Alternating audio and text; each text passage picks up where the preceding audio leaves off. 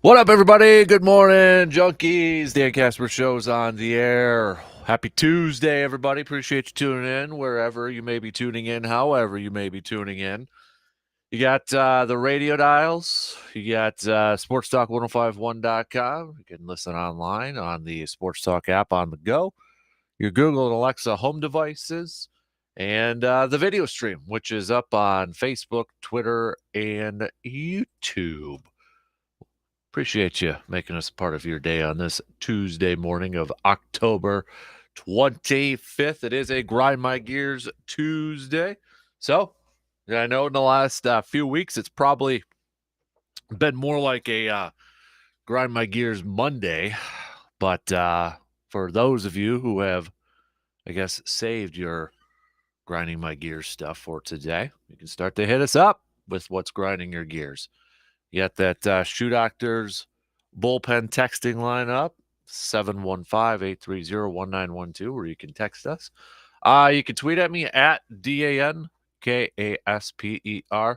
Facebook.com/Kasper Sports, or comment on the video stream. You can do that as well.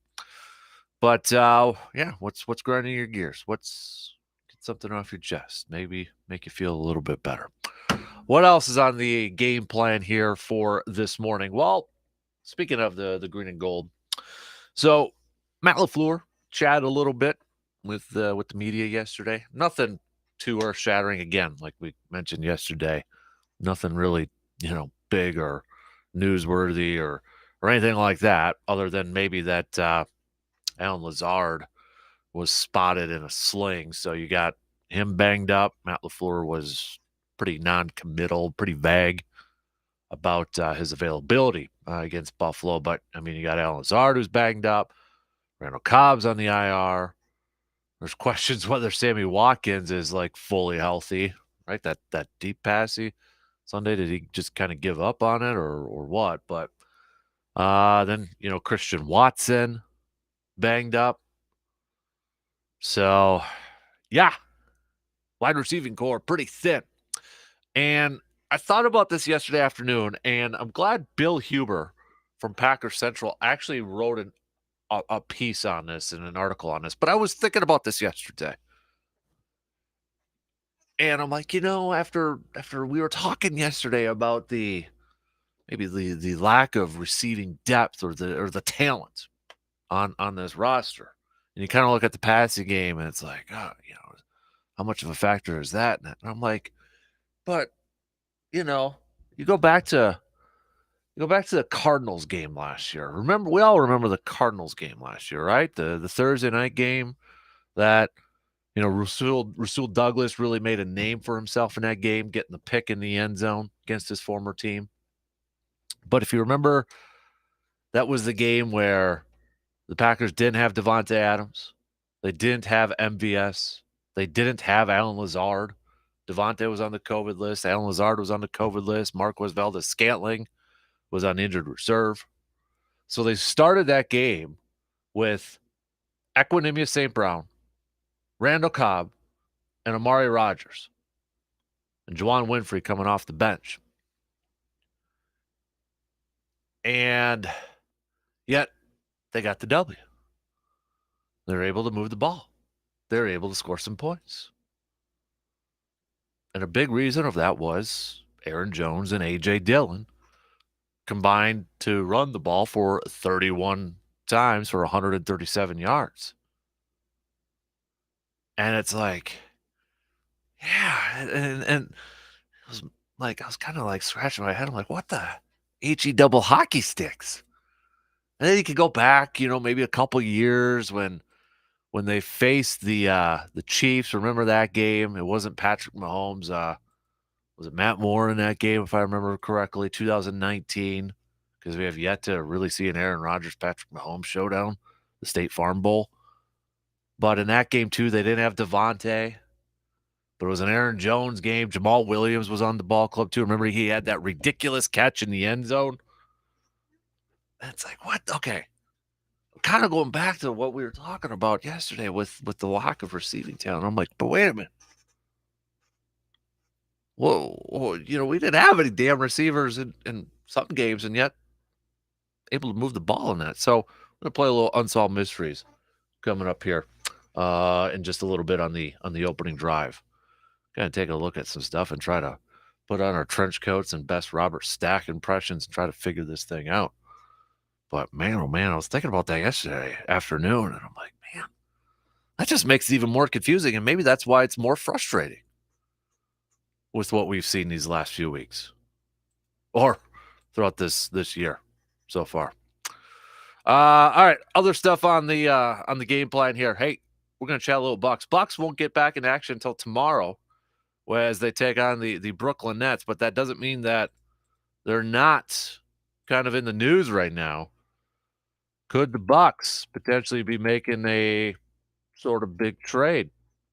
The rumors, the rumblings out there that they are in talks with the Phoenix Suns about Jay Crowder. If you remember back in the day, Jay Crowder did play for Marquette, so obviously very familiar with the Milwaukee area. Remember Jay Crowder in the NBA Finals when the Bucks defeated the Suns. Now, when you look back at Jay Crowder's career, he's been around for a while. He's played for a few teams, throughout his career. But Jay Crowder is a physical defender, 6'6", about 35, 36%, 37% from three. A veteran 32-year-old. He's averaged 9.4 points per game throughout his career, 5.3 rebounds. Yeah, about 35% shooting. But he's mostly known for being that physical defensive presence. The Hawks, the Celtics, the Grizzlies, and the Heat are also rumored to be among the teams that have reportedly had interest in trading for the Phoenix Suns forward, Mr. Crowder, Jay Crowder.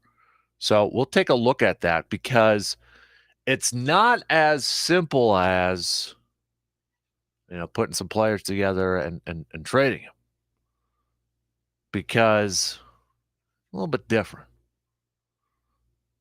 A little bit different. Because the NBA's got all these weird rules and stipulations and all that sort of stuff. So we'll try to break it down. We'll try to break it down because it might have to involve a player named Grayson Allen to get this deal done. Because Grayson Allen is the only one for one trade option on the board right now. Now, they could do a combination of like a Joe Ingles, who's still recovering from injury, a Pat Connaughton, and a Jordan Nora, who could be combined to get the deal done for Jay Crowder's $10.1 million salary. But those players, again, aren't trade eligible until mid-December or mid-January. Again, it's these, the NBA's got some interesting rules, guidelines, all that sort of stuff. So it's not just as simple as, hey, get the deal done now, put these guys together, boom, bada bing. So I'll try to break it down for you coming up a little bit later on here. But do you like the pot? If it takes Grayson Allen to get Jay Crowder, do you like that move?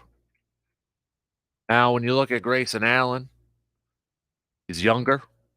He signed that deal last year with the Bucks. You look at some of the numbers so far this year, he's averaging 11.5 points per game. But in his career, he's averaged about the same amount of points, 9.4 points per game. 3-point percentage is better. Although last year was just 30.8% for Grayson Allen, he is a career 39.2% shooter from the from 3-point line. But I should say it's 30.8 this year, not last year. 30.8 this year so far in just 2 games. But if it's a Grayson Allen for a Jay Crowder type of deal, Bucks fans, thumbs up, thumbs down, or do you think it's kind of a I guess equal swap, like it doesn't really move the needle one way or the other? Or maybe you're thinking, yeah, bring in Crowder's defense. No, we'll hit that up coming up a little bit later on the game plan too. We're gonna play. We're gonna chat a little Badgers with RJ Cardinal. Plenty to catch up on with the Badgers with Mr. RJ Cardinal coming up at about 8:20, so a couple hours from now. But obviously, we'll recap the homecoming win against Purdue. We are going to talk a little hockey, and then we'll throw in a little volleyball chat there too. So, plenty to catch up on with Mr. RJ Cardinal in the Wisconsin Badger world. Also, we'll play a little bench start cut. Get to that coming up next hour. And of course, as I mentioned, grind my gears Tuesday. I've got mine. And just to be different, going to go non football Packers related. All right. Because I think we all could probably add that on our list there. So, but hey, let's get things rolling here this morning. The opening drive. Let's play a little unsolved mysteries. I guess in honor of Halloween, and I think Netflix is dropping some new episodes of the new Unsolved Mysteries out there. But it was something I was thinking about yesterday afternoon, and I'm glad Bill Huber from Packer Central wrote this piece too. Yesterday we were talking about the wide receiving depth and or the talent and that sort of thing. But then you go back to some other examples, and it's like, but they were able to do some stuff on offense, without Devontae, without MVS, and without Alan Lazard. Like, where is that? What has happened? So if you have any theories, philosophies, thoughts, let me know. All right. Hit me up with a text, tweet, Facebook. Let's take that quick break. And then coming up in just a couple of minutes, we'll get things rolling on this Tuesday morning on the opening drive, a little Unsolved Mysteries edition after these few words.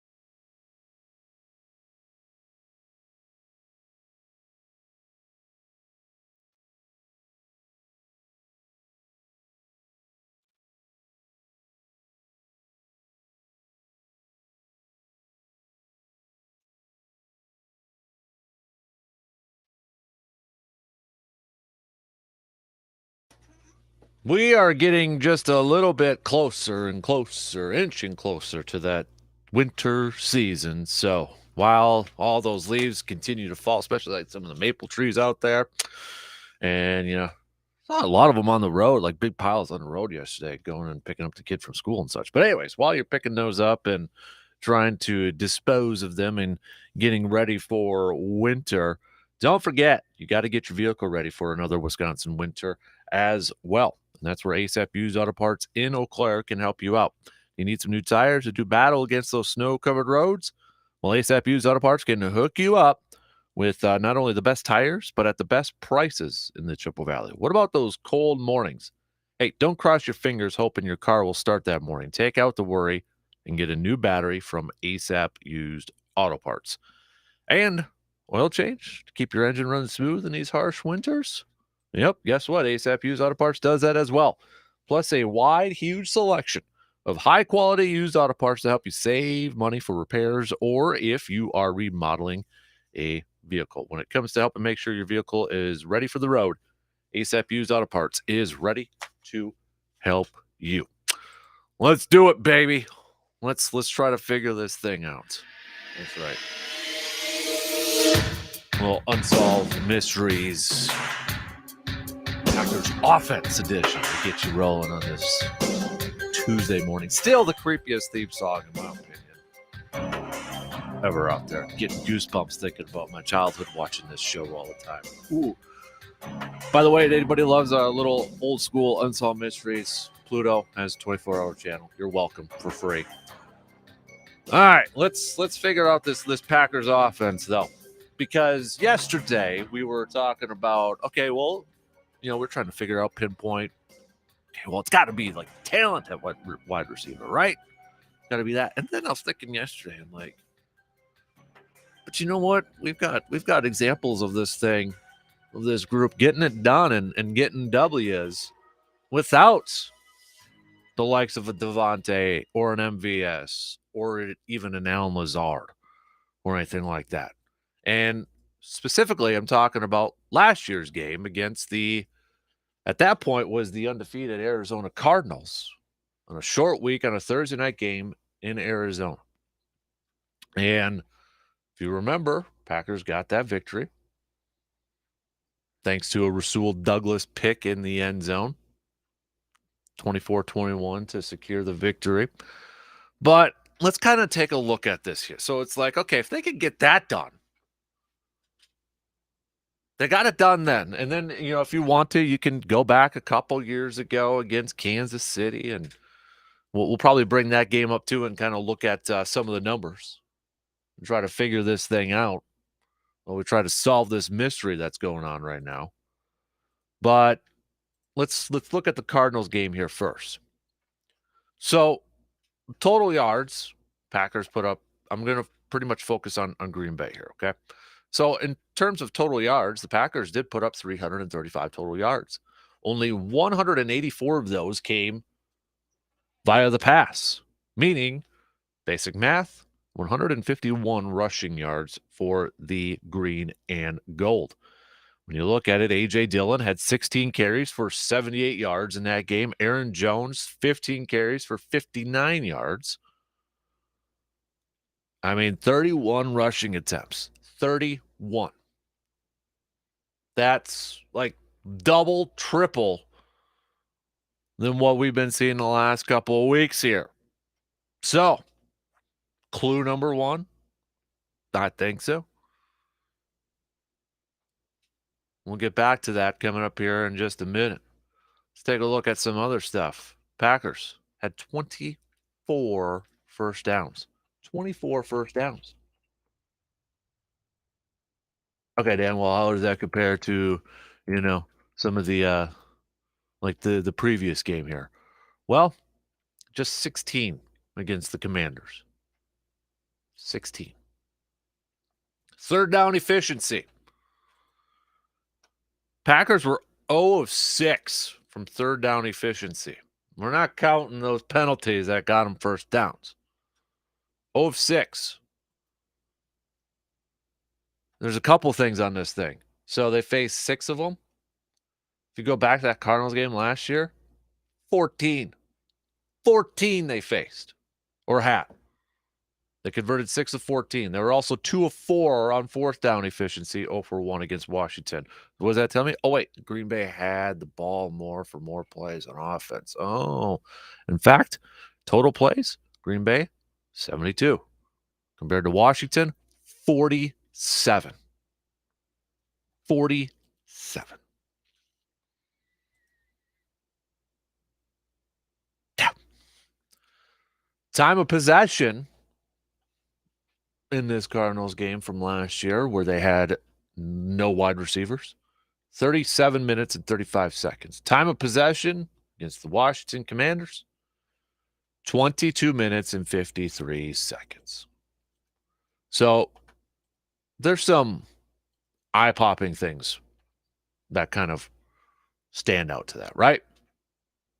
I'm looking at time of possession. I'm looking at first downs. I'm looking at the amount of offensive plays they were able to run. I'm looking at the running attack. When you go back to that Cardinals game, even with their depleted wide receiving core, they were, 6 of 14 on third down.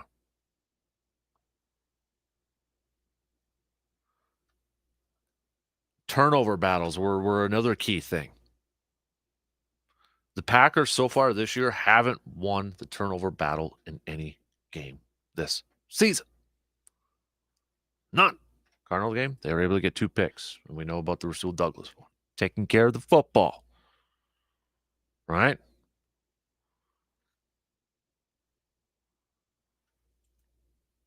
It's just so Bill Huber had a good piece up on Packers Central that you can check out there. I'll retweet it coming up here in a little bit. But those are the, I thought heading into this year, and probably like a lot of you out there right now, probably thought, okay, it's going to be different. We don't have Devontae. We don't have MBS. But we've got a blueprint, right? I mean, how many times did you hear the stat, or maybe you were one of them, like, hey, Green Bay 6-0 without Devontae? We're fine. Spread it out. We've got a blueprint. We know how to do this thing, right? I mean, look at the Cardinals game. Perfect blueprint. No wide receivers to throw to. I believe that was the game Tunyon tore his ACL in too, if memory serves me. So it's like, all right, we got the blueprint. We got this figured out. We got the scheme. So why are we not maybe following that same blueprint? What's the mystery here? And I understand every year is different. Things are different. Circumstances are a little bit different. I mean, you could come up with a lot of reasons, but you would think that there's something that you could take away from a game like the Cardinals or the game like against the Chiefs in 2019. Now, I know the Chiefs and Packers game in 2019 was a skosh different. They didn't have that's actually coming up here on the 27th. Be 2 years ago. Anyways, they didn't have Devontae Adams in that game. But looking at these are your leading receivers from that game. They did have MVS, but he only had 1 catch for 4 yards. Geronimo Allison had 1 catch for 7 yards. Jimmy Graham had 3 catches for 20 yards. Alan Lazard had 5 catches for 42.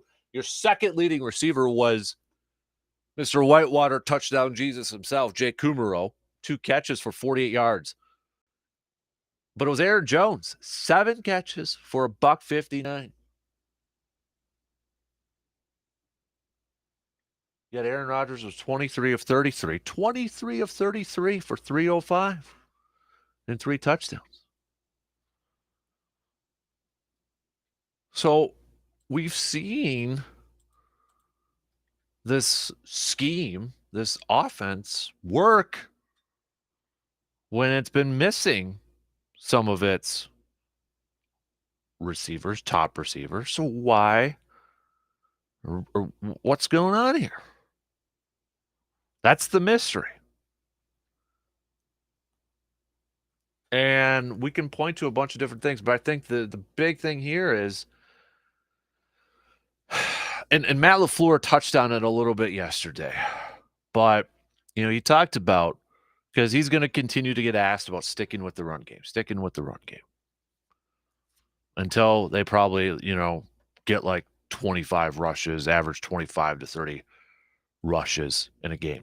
But he made a point too, and I would agree with him that, you can't start when you're 1st and 10 and have a negative play right away. And then you're stuck at 2nd and 15 and then follow it up with a penalty. And then you're like 2nd and 20. You can't start drives like that. Now, that's not to say every single drive has started like that, or not every single first down has started like that.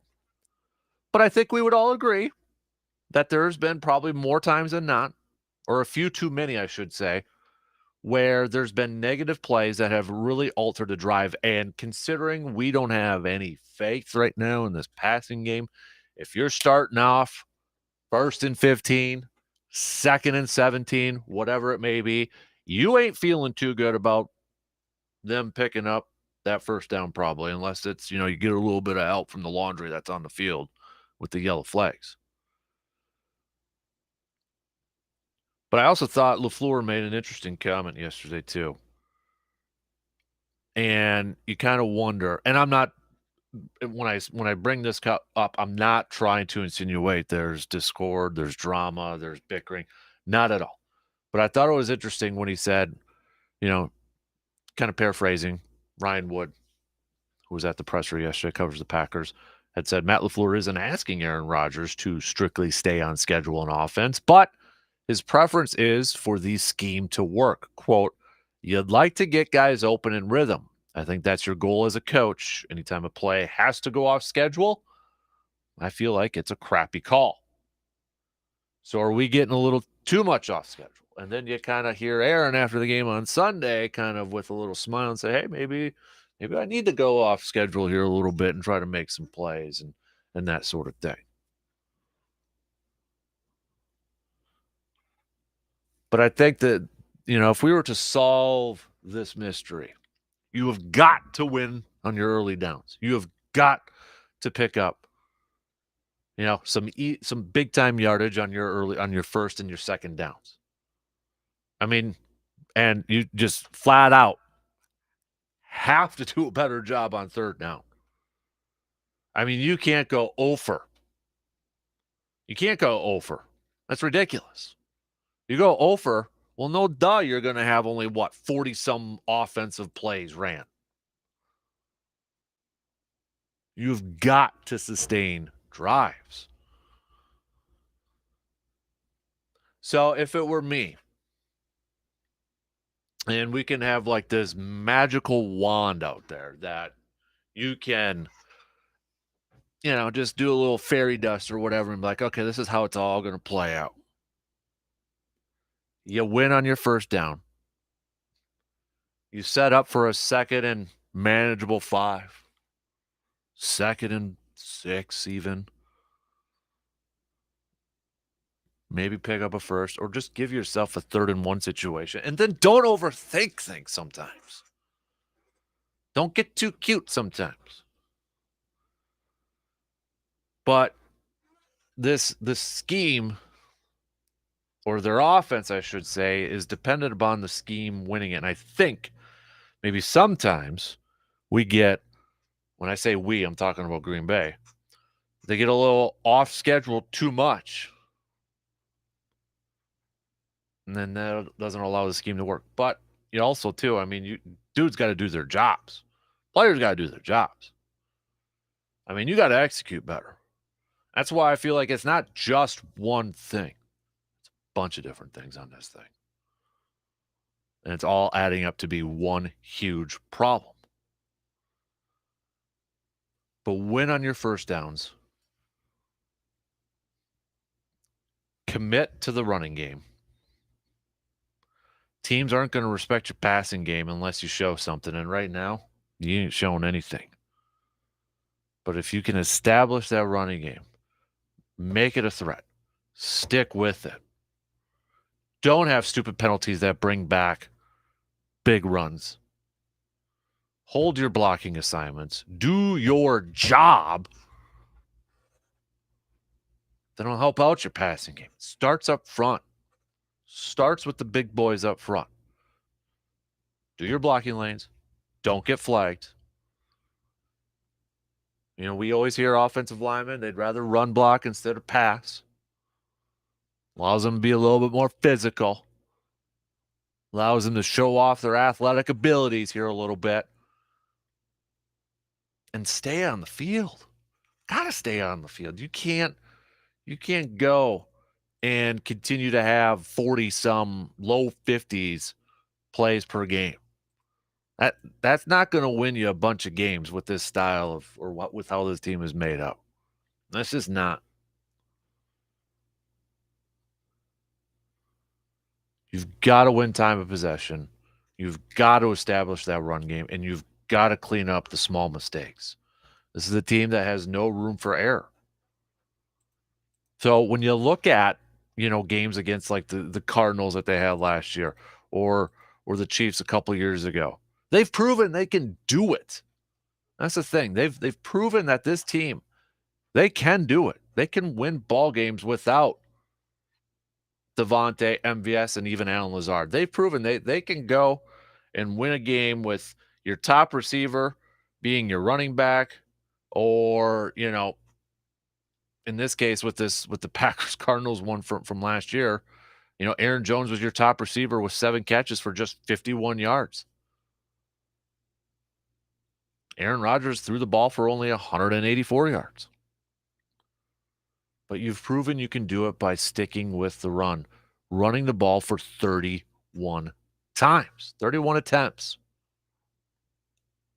Just between A.J. Dillon and Aaron Jones. Mario Rodgers had a carry in that game for 11 yards.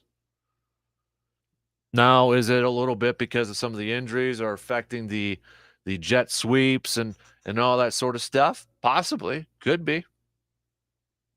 Christian Watson, you'd think by him not being in there, he showed earlier on that could be a role for him, displaying his speed. And now with the depth at wide receiver, you're kind of wondering, oh boy, where's that going to come from? Mario Rodgers now?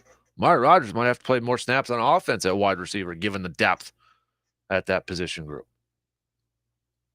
But this team has shown that they can, that this offense can move the ball. They can put up points with a depleted wide receiver core, with a lack of talent in the wide receiver core. They've shown that they can do it. The mystery here is, why aren't we seeing it right now?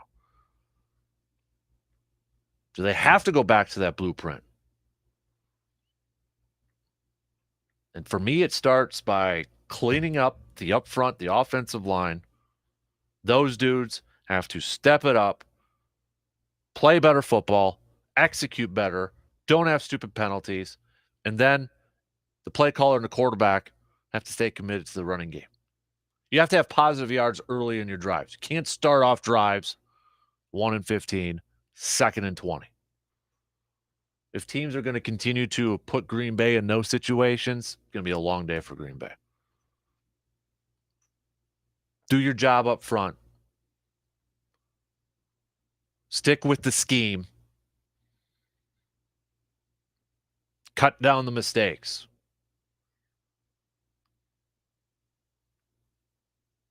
And win the time of possession. Stay on the field. You can't have 3 and outs like that. You can't do it. You shouldn't. Now, will that mystery be solved by this weekend against the Buffalo Bills? That remains to be seen. And I think that's kind of maybe what Aaron was alluding to a little bit after his pressers. Like, hey, nobody's going to give us a chance. Maybe that's a good thing. Remember, nobody gave Green Bay a big chance against Arizona when they found out, hey, no Devontae, no MVS, no Allen Lazard. Short week. And then remember, that was also the game, too, that and, well, maybe not the best way to bring it up right now, because some might be saying, hey, go back to him. But Joe Barry also wasn't calling plays on defense. It was Mr. Gray, secondary coach.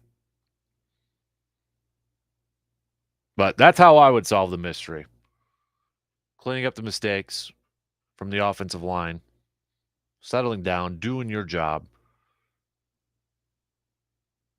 sticking with the running attack. But can't, I mean, it is hard, and I would agree with LaFleur what he said yesterday. It's hard to kind of stay in the, in a run first mentality when you're second and 17 right away. I would agree with that. That means you got to win on first downs. You got to win on the early downs, and it starts up front. Offensive line play, winning in the running game, limiting mistakes,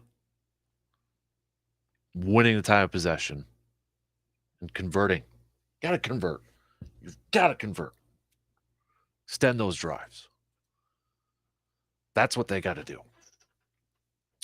Really quick here. You know what? No, I'll save it for the break. We got to take a quick break, and then coming up in just a couple minutes, in case you're wondering if any of you use the Pro Football Focus grades, or you're kind of curious about how that all works out, I'll go through some of the grades, and it's interesting in terms of how these grades or who finished in the top 5 in offense. And I'll be honest with you, there's a couple players I wouldn't have expected, but then you kind of look at the grades and it's like, oh yeah, it was that bad on offense. It was that bad. So we'll go through some of that stuff too. But all right, we'll take that first break, or second break, I should say. And then we'll finish up the second hour taking a look at some of these grades and all that fun stuff.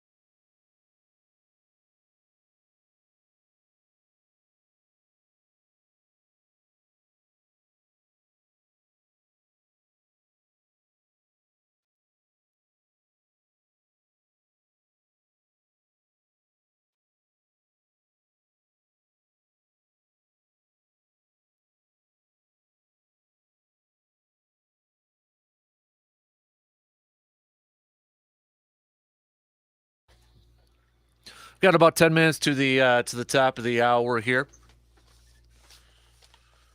It's a scary time right now, though, I'll tell you. It's like everywhere you turn and look, there's vampires, ghosts, and monsters all around the place. People's yards and stores. And of course, I'm talking about Halloween. But while it's a spooky time of year, one thing you shouldn't be scared about is getting that new floor in your home. That's, of course, if you use Carpet City Flooring Center in Eau Claire. Starting a home improvement project can be a scary thought. But with the help from the fantastic group at Carpet City Flooring Center, they'll help take away any of the nervousness you may have about putting in that new floor of yours. Carpet City Flooring Center is with you every step of the process, from helping you select the right style that looks great in your home and fits in your budget, all the way to the install and financing options. So the only question you really have to ask yourself, hey, is what type of flooring are you looking for? Carpet City Flooring Center carries all the latest styles and trends to help you make that decision. And don't be scared by prices, because Carpet City Flooring Center will match or beat the price from the competition. Shopping for a new floor doesn't have to be scary. That's if you shop at Carpet City Flooring Center. All right, let's go through some of these grades if this is kind of your thing. Again, I'm a believer that, like analytics, Pro Football Focus, Football Outsiders, all that stuff. It's part of the tool in the toolbox. It's not the tell-all sort of thing here, but I think it's kind of interesting to kind of look at where some of these players graded and that sort of thing. So, top 5 offense. Number 1 was A.J. Dillon, 67.8. Aaron Jones was number 2 at 67.5. Alan Lazard, number 3 at 67.1. Aaron Rodgers was number 4, 66.5. And then Zach Tom came in at number 5 at 66.1. Zach Tom, he wasn't great as a run blocker, but he did not allow a single pressure in pass blocking. We noted that yesterday. So I know a lot of people are like, how in the world is Aaron Rodgers in the top 5 for the highest rated offensive players?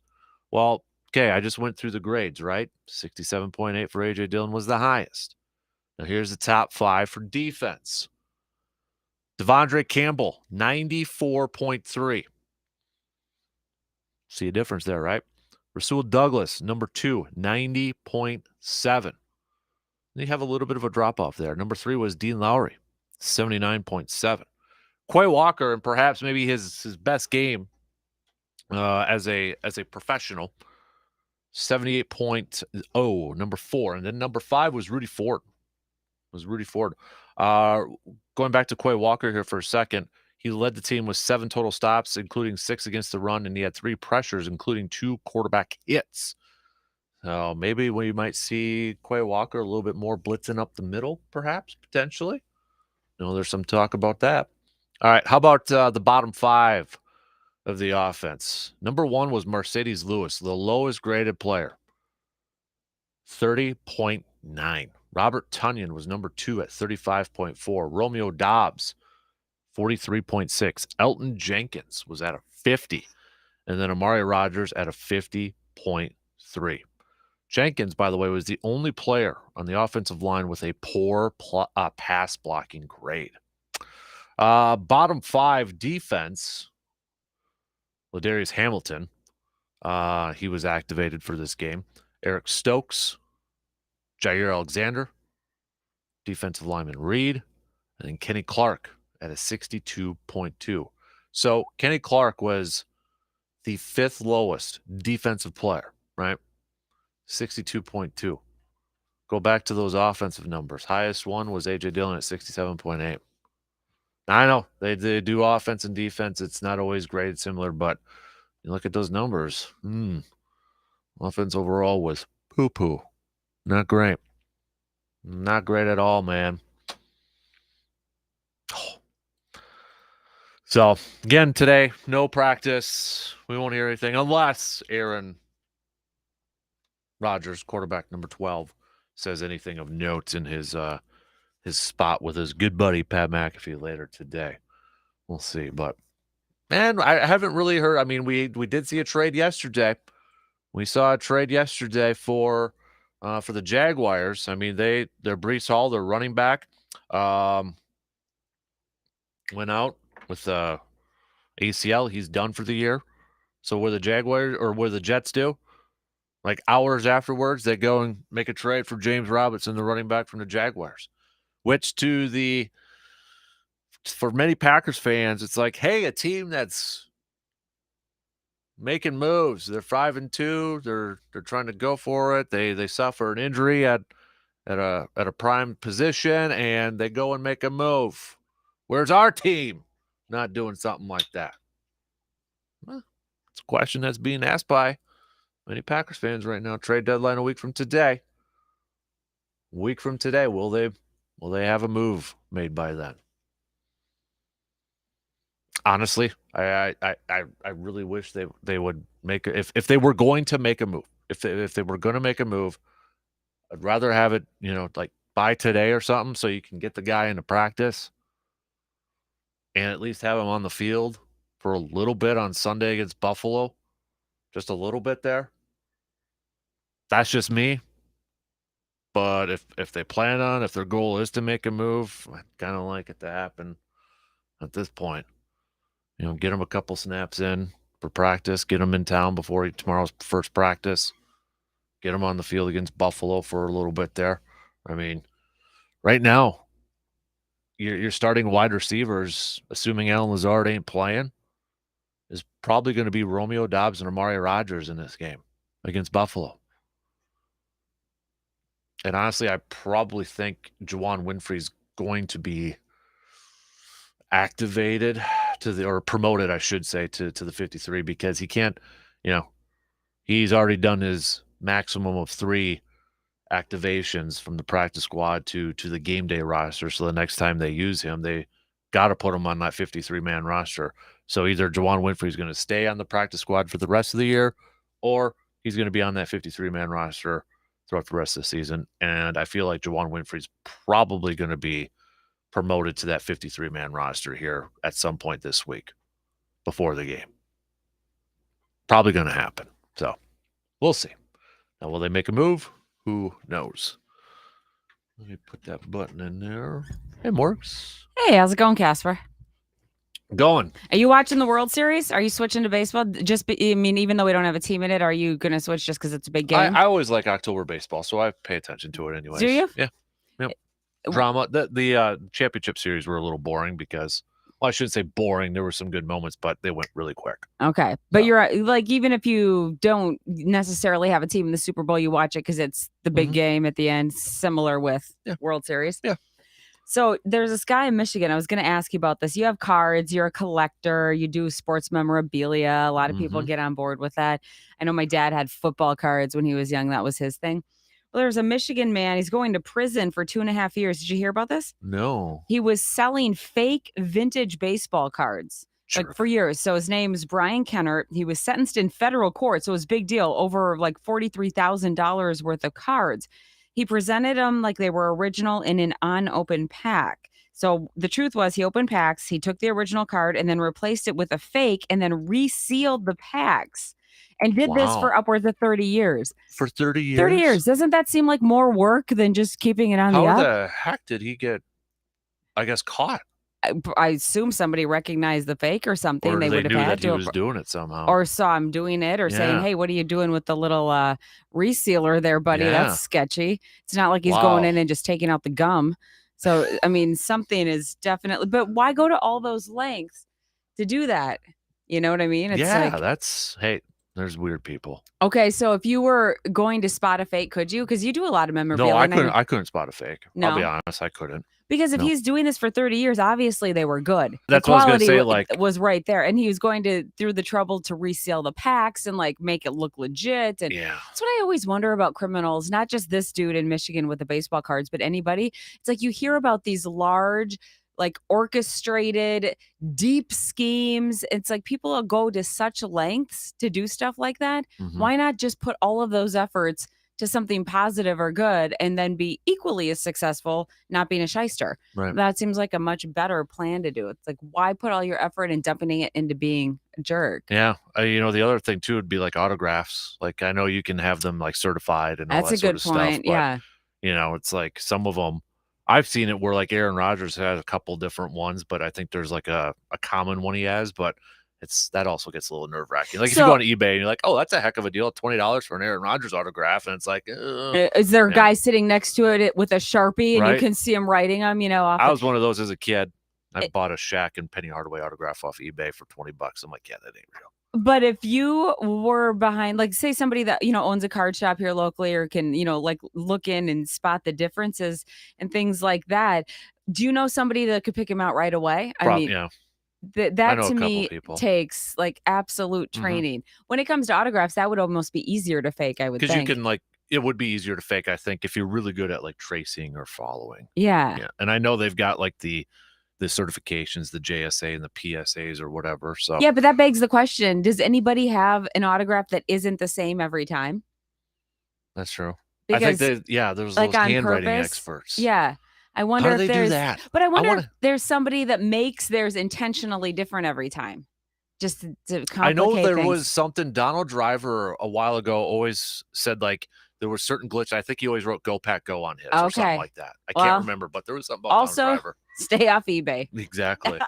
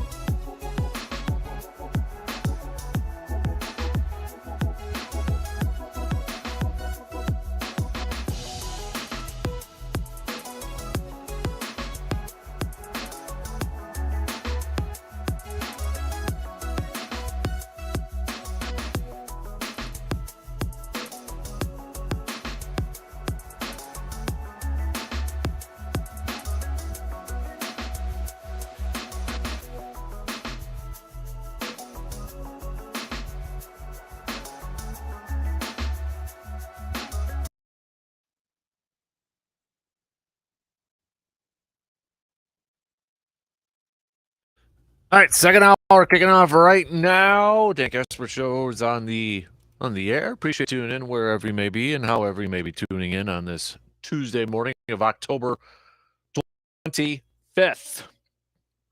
Coming up in just about a couple minutes or so, we'll talk some Bucks. Bucks are involved in some trade rumors out there.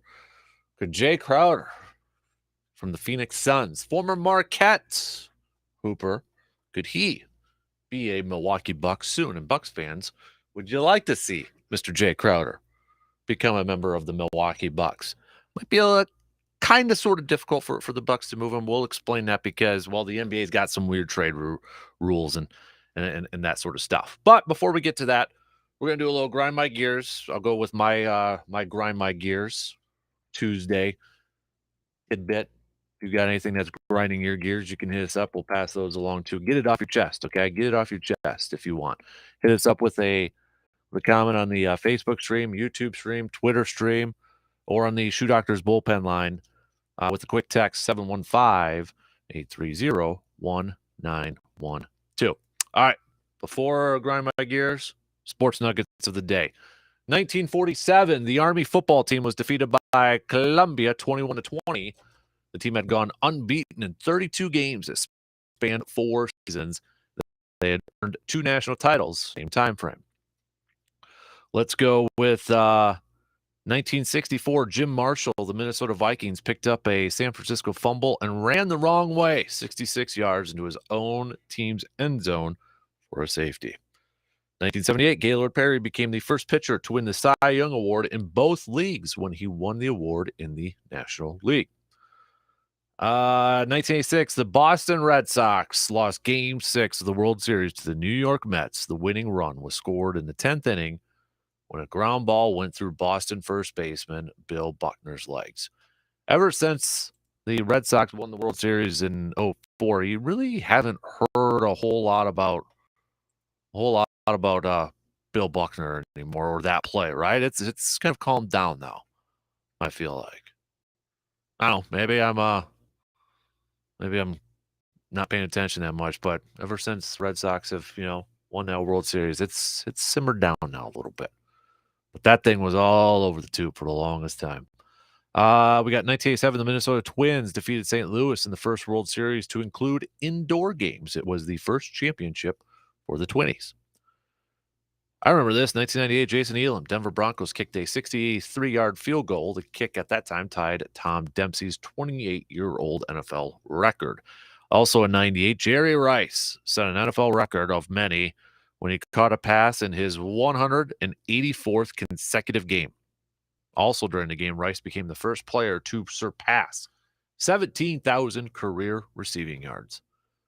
Chris Carter, same year, same day, broke the team record for the Minnesota Vikings when he caught a pass in his 106th straight game. We've got 2000 NBA Commissioner David Stern announced that the Minnesota Timberwolves would forfeit their next 5 first-round picks and would be fined $3.5 million due to violations of the NBA's salary cap.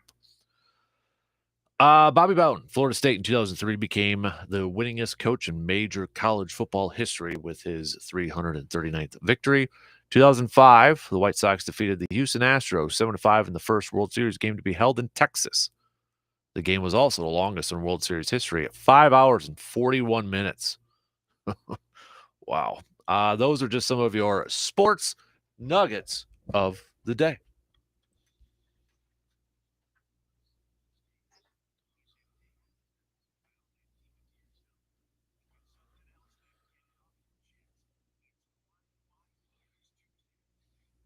All right, so I know a lot of you probably have some grind my gears about the Packers and such. I know the last few weeks, grind my gears has kind of turned into grind my gears Monday. So I'm going to switch it around here a little bit. I saw this today because, with the World Series going on now, you've got where's Aaron Judge going to play? Where's he going to sign? Are the Yankees going to be able to keep him? But, talking points are hey, possible suitors, possible landing spots for Aaron Judge. And one of them is apparently the Los Angeles Dodgers, which I guess shouldn't surprise a lot of us because whenever there's a big name player out there that will cost a lot of money, Dodgers usually tend to be involved, regardless of how much it's going to cost. Regardless. But seeing this yesterday, and how this would work apparently is that Mookie Betts would be willing to move over back to second base. Now, when he started with the Boston Red Sox, he initially was a second baseman, but moved to right field to accommodate Dustin Pedroia. Remember Dustin Pedroia over there? So, seeing this and seeing, Mookie Betts to move to second, and then, the Dodgers could put Aaron Judge over there in right field. I just like, oh, the rich just keep getting richer. But at the same time, I was like, you know what? Go ahead, Dodgers. Go sign Aaron Judge for 10 years, $400+ million. Good for Aaron Judge, but then continue to lose in the postseason once you get there. I know they've been to the World Series a couple times. They've won one and that sort of thing, but can you just imagine what a lot of fans outside of like the Dodgers and some of the bigger market teams would be, what their feelings would be like if Aaron Judge went to the Dodgers? I mean, first of all, that lineup would be sick again. But yeah, I was reading a little bit on NBA.com. The Dodgers could become, quote, serious players in the pursuit of Aaron Judge. The Dodgers would potentially move Mookie Betts, their everyday right fielder, to second base to accommodate. MLB.com's Mark Feinsand said that LA could decline to make a run at re-signing Trey Turner with an eye toward landing the biggest fish on the market. Turner, David Price, Craig Kimbrell, and Joey Galloway would all come off of some of that payroll there, and they combined to earn $79.2 million in 2022. And then they're talking about maybe Cody Bellinger not being on the team last year too. So, I mean, yeah, they'll have money, but the tax thing for teams like the Dodgers and Yanks and some of those, that don't mean a whole lot. That don't mean a whole lot for those teams. I mean, come on now.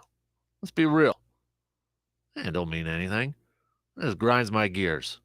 Tax things, these tax penalties for these baseball teams, they don't necessarily mean a whole lot for teams like the Dodgers or the Yankees, but you know what? Gosh forbid, maybe a team like the Brewers, smaller market team, they get to that point. Tax things mean something more to those teams than what they do to those high spending teams. They make a whole lot more money. They earn it back from playoff tickets, merchandise, all that sort of stuff. So tax thing, that's a slap on the wrist for a few of these teams here. They don't care. But you get to the smaller market teams, the lower payroll teams, tax things mean a big thing for those. So it's interesting because, the tax thing was supposed to be to deter or to kind of put in like a quote unquote salary cap, because we will never, ever, ever, ever, ever, ever, ever, ever, ever have a salary cap in baseball. Anybody hoping that's going to happen? It ain't going to happen. So just get it out of your mind. It's not going to happen. Not going to happen. So you have the tax thing that was supposed to okay, that way teams can't load up. It don't mean anything for these high spending teams that have a boatload of cash. Are you kidding me? A little slap on the wrist. They can make up that money elsewhere. Grind my gears if Aaron Judge goes to the Dodgers. Just throwing that one out there. All right, let's talk a little Bucks here for a minute. So the Bucks have been rumored to be in talks or interested in the Phoenix Suns' Jay Crowder. Now, Jay Crowder, former Marquette player, familiar with the Milwaukee area, of course. You probably remember him in the finals matchup between the Bucks and the Suns. Jay Crowder's been around the league, been with a few teams. He started off his career with the Dallas Mavericks in 2012, then went to Boston. So he was with the Mavericks from 12 to 14, Boston Celtics from 2014 to 2017, Cleveland Cavaliers 2017, 2018, Utah Jazz 2018, 2019, Memphis Grizzlies 2019 to 2020, the Miami Heat 2020, and he has been with the Suns since then. So he's been around a little bit. right? He's been around a little bit, but he is a name out there on the trade market that other potential contending teams are interested in. Miami, Boston, Memphis. Why is that? He's a 6'6" forward wing player. When you look at his numbers, he averages about 9.4 points per game, but he's a physical defender. He's a physical defender. And I think when you think about why would the Bucks be interested in a player like Jay Crowder, think a little bit like PJ Tucker-ish. Similar. A little bit similar to a PJ Tucker. Now, the thing is, when it comes to acquiring Jay Crowder, it'll be interesting to see what the Bucks, what kind of package they can put together, because they've got different rules when it comes to NBA trades. Because if you're reading some stuff and it's like, oh, they can't trade Pat Connaughton till December, they can't, trade so and so till then. Well, here's the reason why. So with the CBA breakdown, okay, when it comes to trades, when a player, if he signed a contract, I'm going to bring up the actual verbiage here. But essentially, if they sign that contract, so remember, Pat Connaughton signed a contract this year. They have to wait until December to be able to trade him. Same with Mr. Inglis. So any free agent playing on a standard NBA contract may not be traded until the later of 3 months after they sign or December 15th. That's where you're kind of looking at, and that's where some people are kind of wondering, maybe the only option for the Bucks to acquire Crowder would be to trade Grayson Allen. So, if that were the case, let's just make it easy on ourselves here. Would you be okay? And try to take away the Duke thing. I know, it's hard for me too. I'm not a Dookie. But if it were to be, let's just make it simple, main pieces, Grayson Allen for Jay Crowder. Would you be up for that? Would you be good with that move? Grayson Allen, career-wise, a little bit better of a three-point shooter, perimeter shooter there. And yeah, just reading a little bit more here, Grayson Allen is the only 1-for-1 trade out on the board right now. The other names that we mentioned, Pat Connaughton, Joe Ingles, Jordan Nora, are role players who can be combined to get the deal done. But again, like we said, those players are not trade eligible until mid-December or mid-January. Is that 3 months, right? So we kind of take a look at that, because a lot of would depend on, if the Suns, I think the Suns still view themselves as a playoff team with, championship aspirations. So they're probably going to want a player that can help them out in return, right? It's probably not just going to be draft picks. And probably want something in return for a player that can help them out right now. So if it were Grayson Allen, would you be good with that? Try to take away the Dookie side of things. Try to take away your irritability towards Duke, if you will. So let's just kind of these two careers here for a minute. Grayson Allen is the younger of the two. Okay. He is the younger of the two by about 5 years. Grayson Allen just turned 27. Jay Crowder is 32. And we're just going to look at career numbers right here because Jay Crowder hasn't even played yet this year. They're still looking for trade partners. But Jay Crowder has, throughout his career, averaged 9.6 points per game, 4.3 rebounds per game. He has shot 41.7% from the field, 34.6% from three. Grayson Allen, career numbers, 9.4 points per game, 2.6 rebounds per game. He has shot 43.1% from the field and 39.2% from the three. So the biggest things to me, we're seeing a lot of similarities if we look at the numbers, right? But I think in order to answer this question, you have to answer, are you wanting more three-point shooting? Or I should say a little bit more consistency in three-point shooting. If we look at what Grayson Allen has done throughout his career, 39.2% from three compared to Jay Crowder's 34.6% from three. Would you rather see better three-point shooting, or would you rather see better defense, which Jay Crowder brings? So, to slim it down, would you rather have the defensive player in Jay Crowder or the three-point shooter in Grayson Allen, the perimeter shooter in Grayson Allen? Which one? That's what it's going to kind of boil down to. Now, ideally, if they could get Jay Crowder over and not have to give up Grayson Allen, if somehow they can wing it, I'd be, bring it on. The more talent, the better. Come on, baby, let's bring it on. Let's go for this thing, right? Perimeter defense, I'm all about it. As a fan, I'm all about it. I want everybody on my team. I want all these players on my team. Let's go. And I think Jay Crowder would be a good fit for the Bucks. But is it worth giving up Grayson Allen? It's a tough call for me. Normally, I would be like, let's do it. But you kind of have to wonder, okay, who else on this Bucks team can you get three-point shooting from? You got Carter. Chris Middleton's still out. Ingles is supposed to be a three-point shooter when he comes back, but that's not going to be till January. We know Brook can hit it from the corner once in a while. So if you give up Grayson Allen, are you confident that the Bucks have enough three-point shooting on their roster right now to make up for that?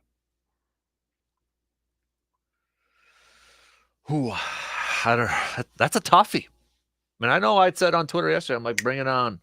But then it's like, it might have to be Crowder for Allen. And it's like, okay. I'd like a little bit more consistency from my starting two guard than what they've got in Grayson Allen. But if it's between those two, defense or three-point shooting? Do the Bucks have enough three-point shooting without Grayson Allen? That's the question. We'll revisit this a little bit later on. But give me your thoughts, okay? Hit me up with a text. Comment on the Facebook, Twitter, YouTube, all that good stuff. Quick break. We'll talk a little bit more green and gold with Joe D. He's up after these words.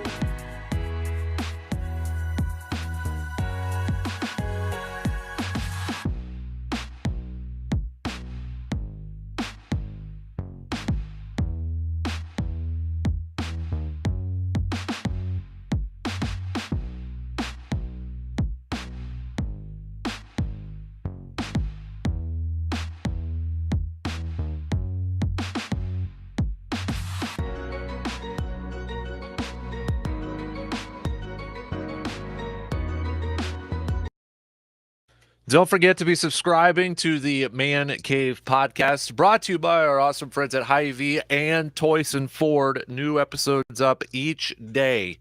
Each day, new episodes are up there. Got some content from the radio show, some new original content. You know it every day, baby. So subscribe to it on your favorite podcasting platforms like Apple Podcasts, Spotify, Google, Stitcher, Amazon, or you can check it out at sportstalk1051.com. And I'll just give you a little bit of a tease here. On the Thursday episode of the podcast, we've got a massive life-altering announcement on there. So, tell you what, if you subscribe to the podcast, you're going to be able to hear it. But also, if you go to sportstalk1051.com and sign up for the Green and Gold Chalk Talk newsletter as part of the Sports Talk Nation, you're going to get an email with this life-altering big-time announcement. You'll be the first before we officially announce something on Friday on the radio. So if you want a little inside info, you want to become a part of the group there, make sure you head to sportstalk1051.com, sign up for that Green and Gold Chalk Talk newsletter, and subscribe and follow to the Man Cave podcast, brought to you by our good friends Hy-Vee and Toyson Ford. I got a little back and forth here. It's about 50-50 with the Grayson Allen, Jay Crowder thing. Just a couple of texts here. Adrock saying, no way would I trade Grayson Allen for Crowder. Allen has cleaned up his act and become one of the highest IQ players in the league. Evil Surveyor saying, whatever needs to happen to get Grayson Allen off this team, I'm all for. So you got two total opposite ends of the spectrum there. So you can keep those comments coming with a text, tweet, or Facebook message. Back to some Green and Gold chat, though, here. With Joe D. So Joe, we were playing a little Unsolved Mysteries in the first hour here, talking about a little bit with this Packers offense and trying to figure out we thought we had a blueprint for this offense. When you look back at the Arizona game from last year where they didn't have any receivers, yet they ran the ball for 31 times and Aaron Rodgers threw for just 180 some yards, yet they got the win against at that point undefeated Cardinals. Go back a couple years to the Chiefs. So the unsolved mystery question we have, where's the blueprint from what we've seen last year with the Cardinals and other times when the Packers haven't had their full offensive wide receivers?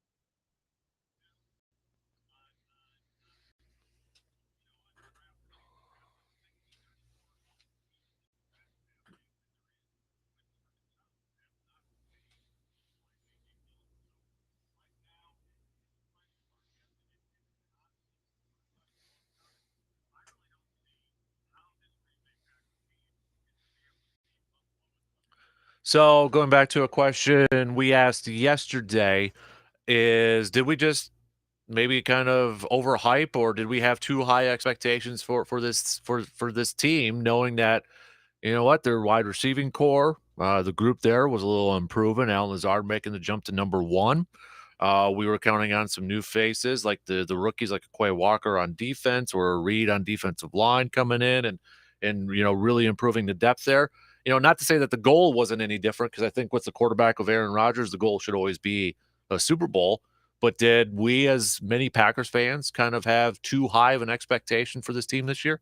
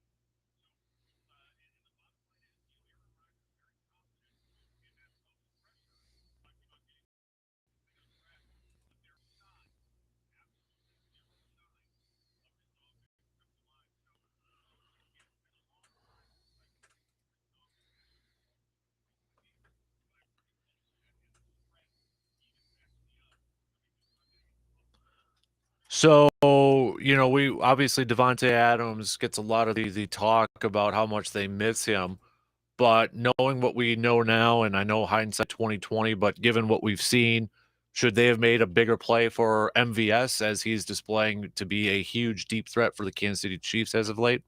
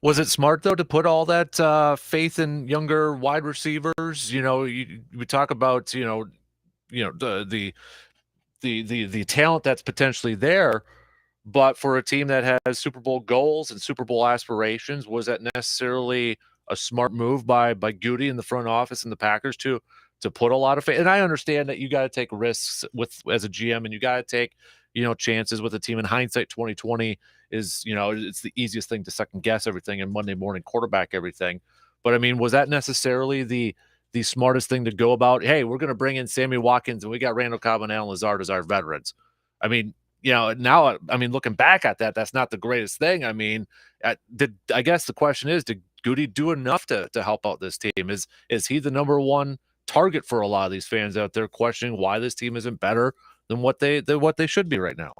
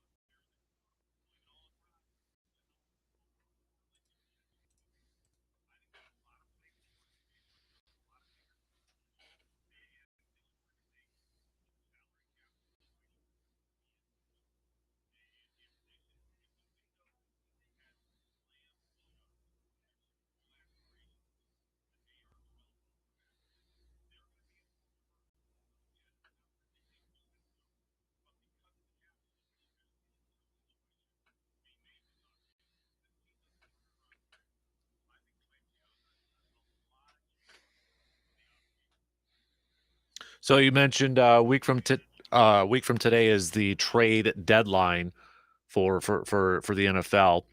You mentioned that maybe possibly active in the market for a wide receiver. We've been down this road before here, Joseph. So, who would be a player that you would think it would be a good target for Green Bay?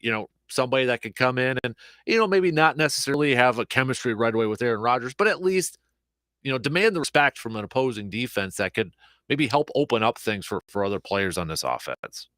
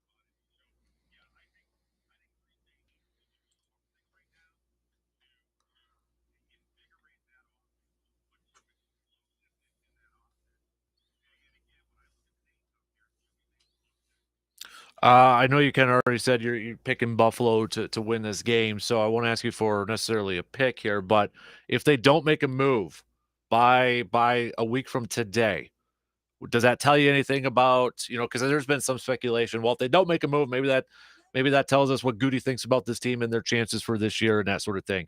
Do you buy that narrative?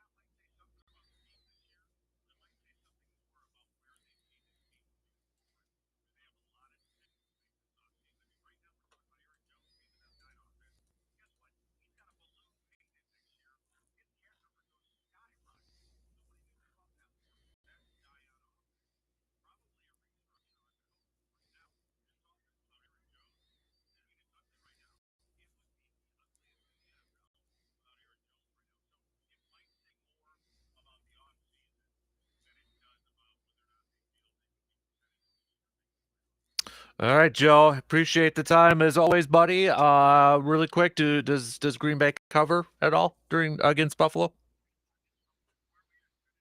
Yeah.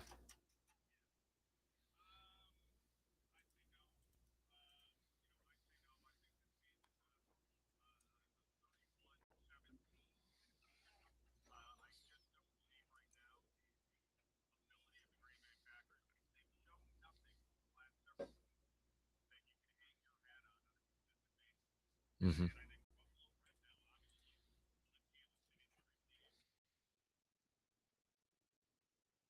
All right, bud. Appreciate the time as always, sir. Have a fantastic week, and let's catch up again next week, okay, sir?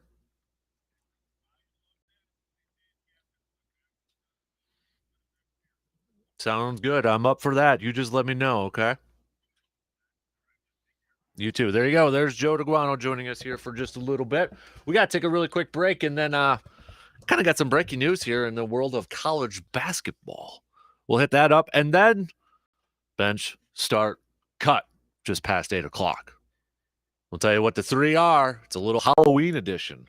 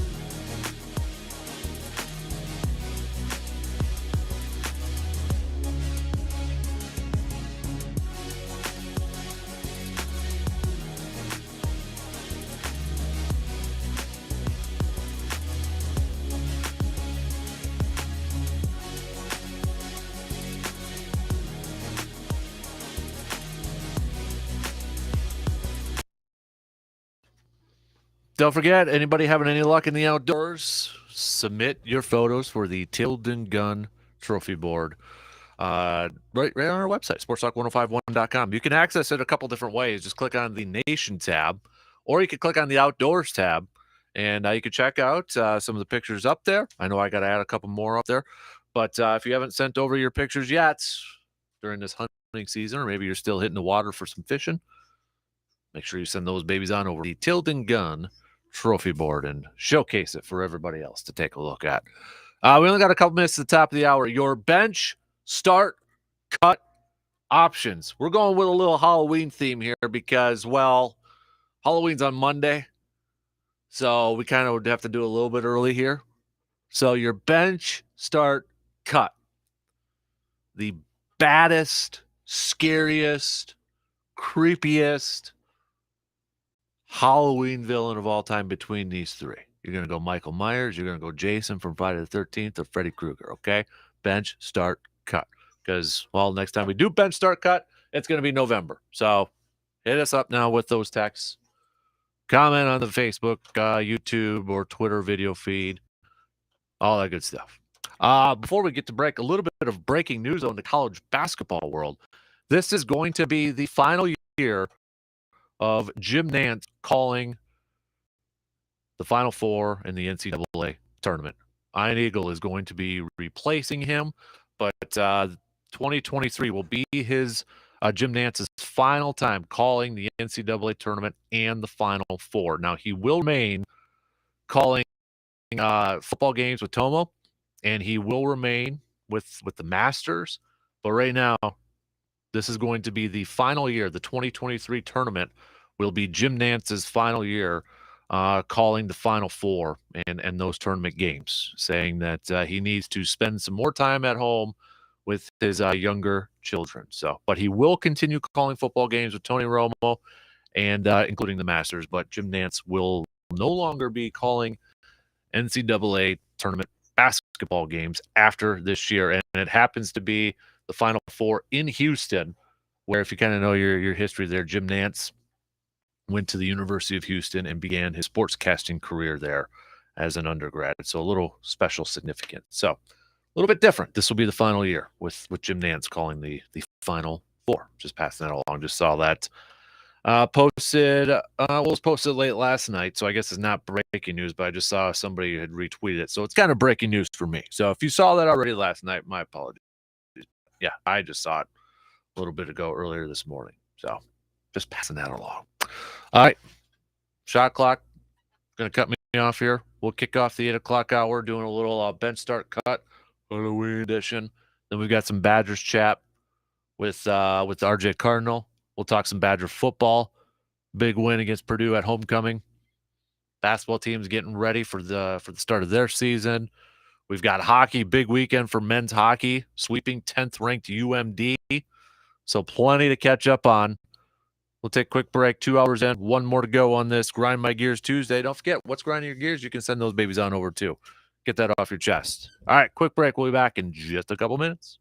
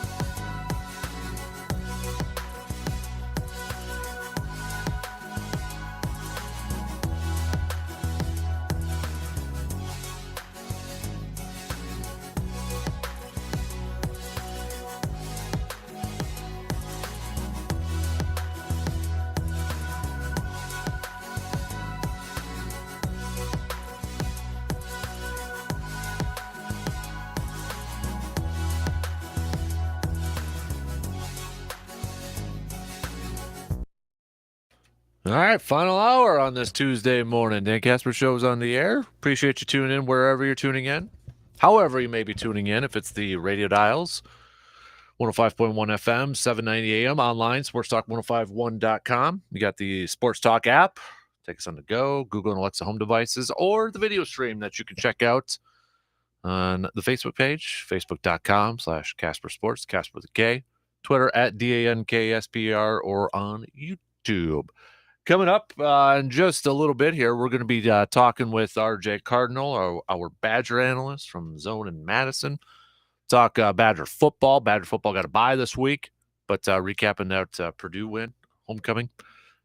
Badger hockey, men's hockey with a big weekend sweep against the number 10th ranked UMD Bulldogs there. So hit that up. I know the Badger basketball team and getting ready for their upcoming season too. Cool video yesterday with the Badger basketball team. Kind of an early, I guess, Good Vibes Wednesday story from you. But I like seeing those videos where a player's surprised by, they get a scholarship. Maybe they've entered the program or they're part of the team, but they're not a scholarship player. Then, they've worked their way and they end up earning a scholarship. That happened yesterday for the Badgers too. So if you didn't see it, you can go check out the video, especially when they kind of do it, with the fun little announcement sort of thing. So if you haven't seen it, you can check it out on their Twitter page. But Isaac Lindsay was awarded a scholarship yesterday by the Badgers. So pretty cool. All right, let's do a little, you know what time it is.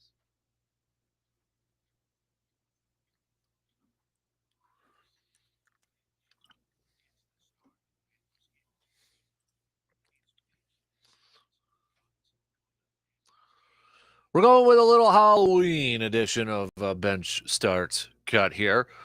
Just because, the next time we do Bench Start Cut, Halloween will be over with, and we will be into November already, believe it or not. So we've got to do at least one type of Halloween edition of Bench Start Cut, right? Just one. So we're going to do the baddest, scariest, creepiest, I don't want to run into that dude Bench Start Cut version between these three iconic Halloween villains. Michael Myers, Jason from Friday the 13th, or Freddy Krueger.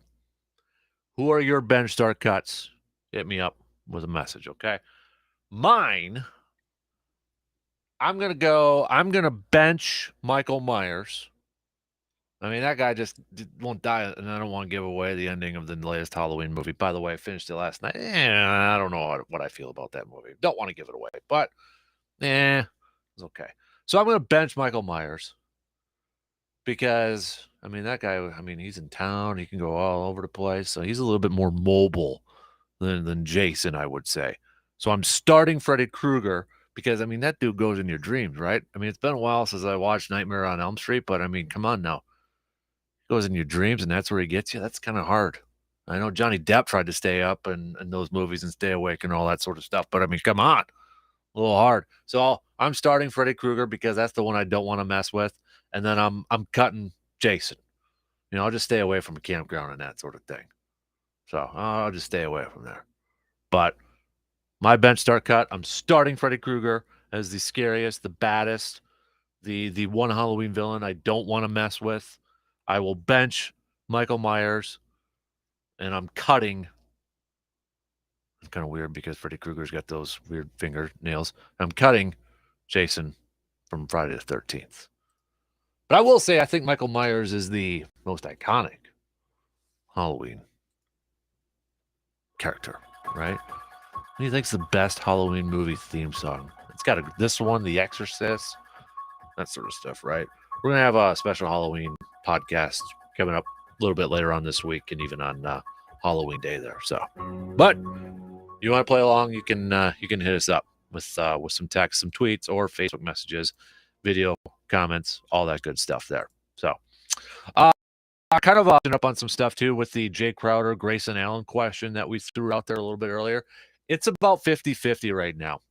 Maybe a slight, I'm just kind of basing it off some of the messages that we got on the Shoe Doctors texting line, but it's pretty much 50-50, maybe a slight edge to The majority of you saying that you'd rather have Crowder than Grayson Allen.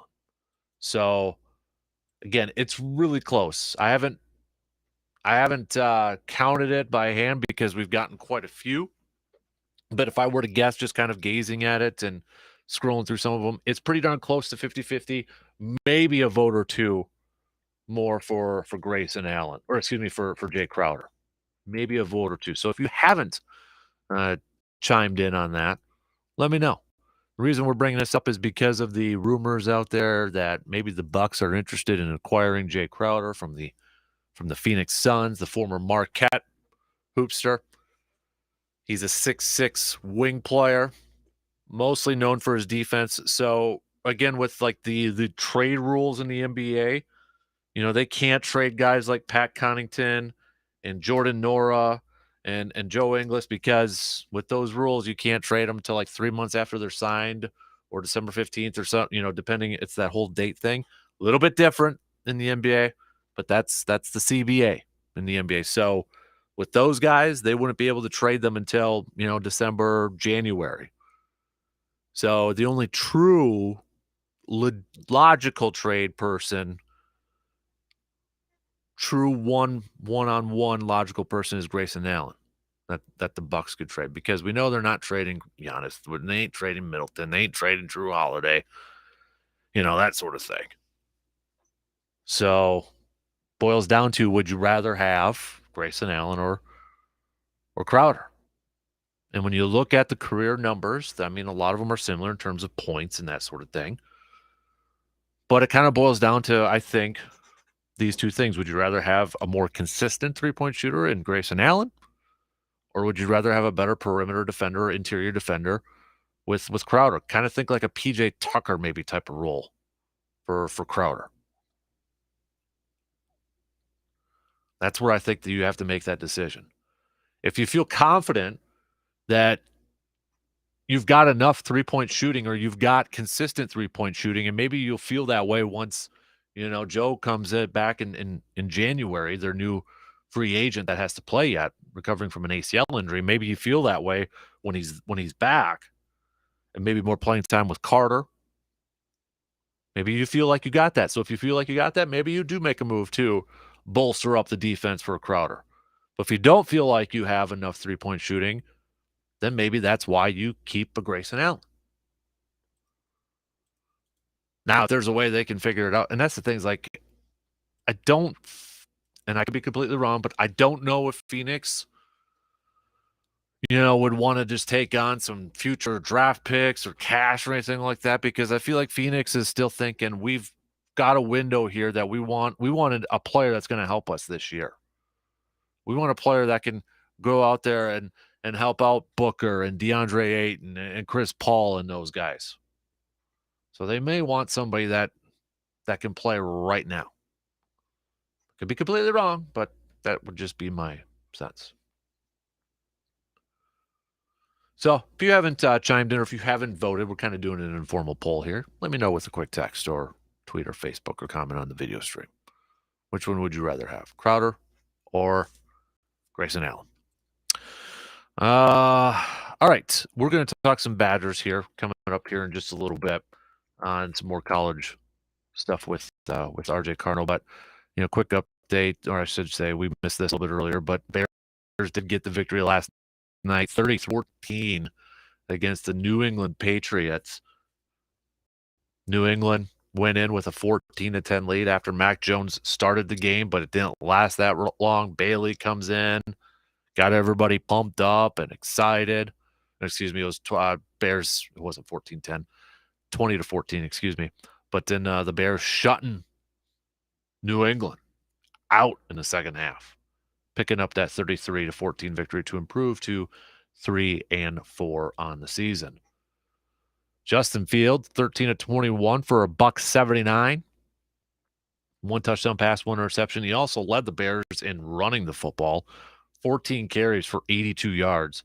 Montgomery and Herbert, also solid days. Montgomery, 15 carries for 62 yards, and Herbert, 62 yards on 12 carries. So Bill Belichick can't break the tie or to move up the most wins by an NFL coach.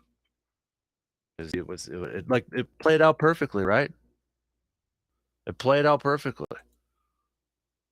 He was right behind, or he's tied up with George Halas, Chicago Bears, Decatur Staley's. Going up against the Bears, Belichick wins. Well, then you know what? He's number 2, and he passes George Halas and inching a little bit closer to Don Shula. But with the Bears win, gotta give it to them. They now hold the most wins in NFL history. Back and forth there with Green Bay. Green Bay's had opportunities the last 3 weeks, but they can't do anything with it. So, but do you think Bill is going to be around long enough to catch Shula? You think he's going to be around long enough? He's at 324 right now.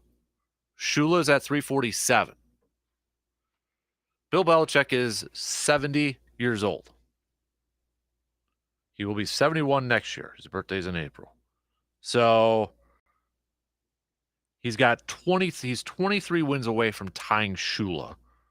He needs 24 to break Shula.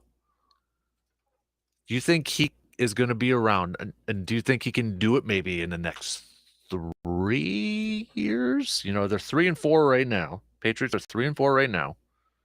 So, 3 years, you're averaging what, about 8 wins? I kind of feel like he's going to stick around and he's going to get it done. I feel like he is. I feel like he's going to be coaching for a few more years. I don't know why. I'm going with my gut on this. I think he's going to stick around, and I think he's going to pass Shula. And I don't know if we will see another coach get up there. Andy Reid's 5th, but Andy Reid's like almost 100, not quite 100, but about 89, 90 wins behind Bill Belichick right now.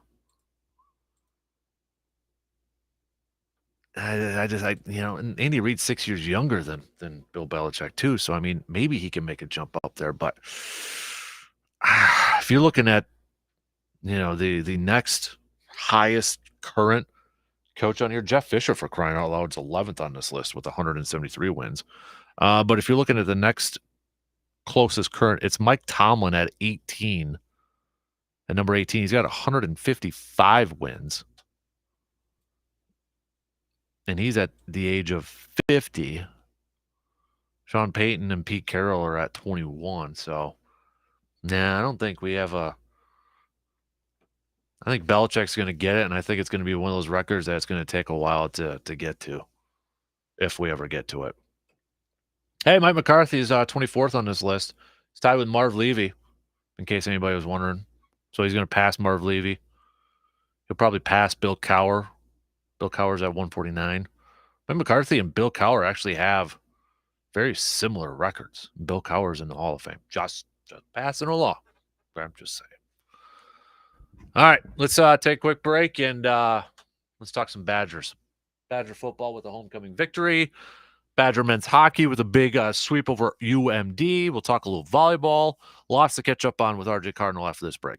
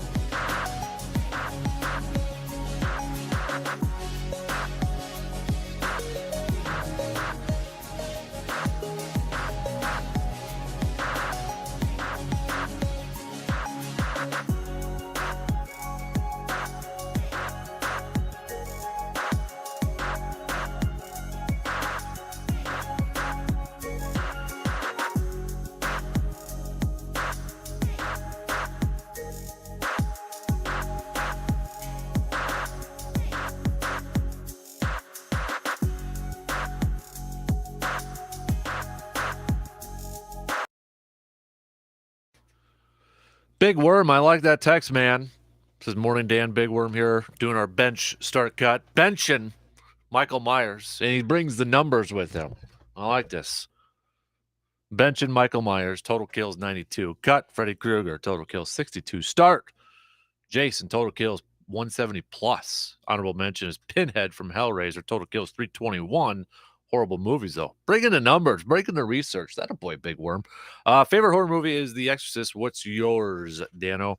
So I've got my top 5 that I'm going to do in an episode of our Man Cave podcast, but I will tell you, my top one is the one that probably still gives me the creeps a little bit, and it's called, and it doesn't get mentioned, but it still gives me the creeps, is Exorcism of Emily Rose. So it's a little bit off the wall there, but if you haven't checked it out, go check it out. Exorcism of Emily Rose is the one that gives me kind of the creeps still watching it. And I love horror movies. I love a good scary movie, but Exorcist is a good pick too. RJ, do you have a favorite horror movie? Are you into horror movies?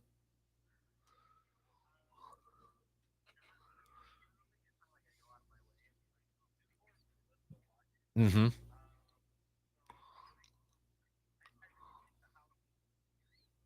Mm-hmm.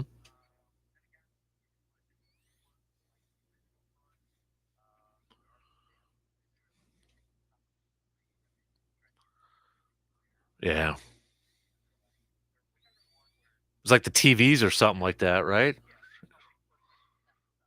Yeah.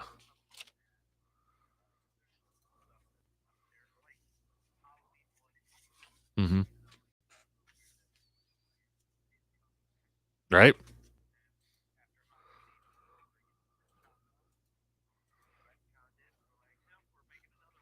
Yeah.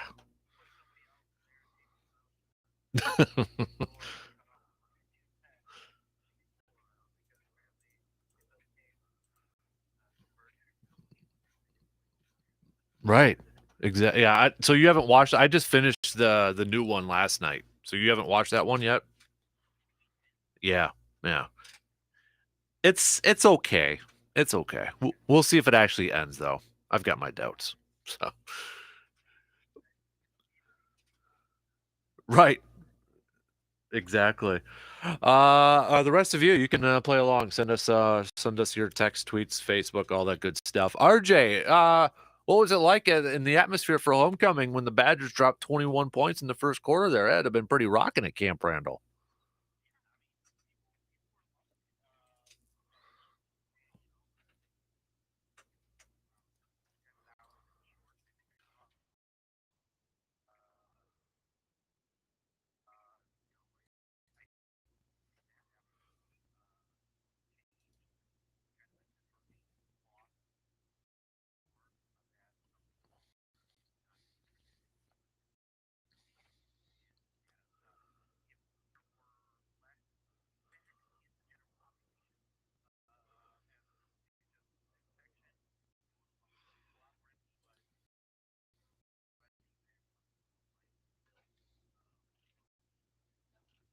Mm.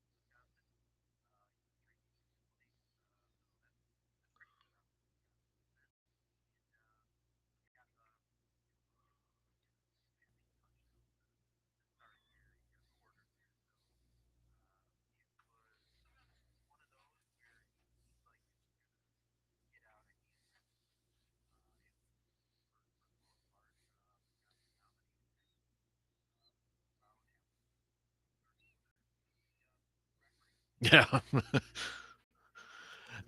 I know you mentioned last week, and I know a lot of people were talking about it too, but the secondary and with Purdue's passing attack, but as you mentioned, Aiden O'Connell, 3 interceptions against the secondary. So, I mean, if there's one person that's gotta be pulled, that's gonna be Jimmy Leonard since that's his group.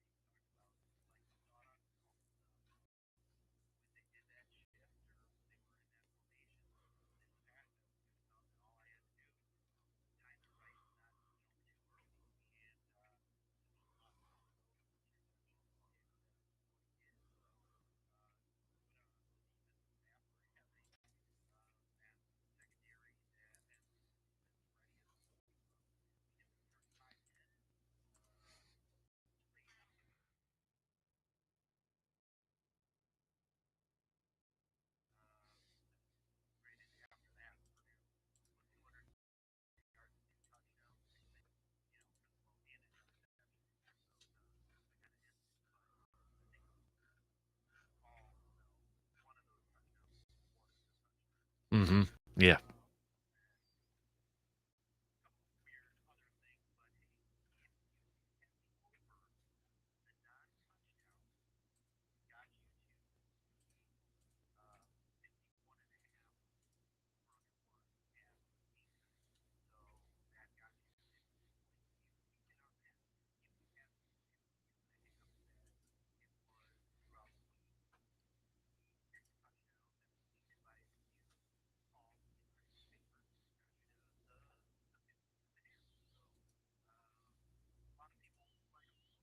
Yeah.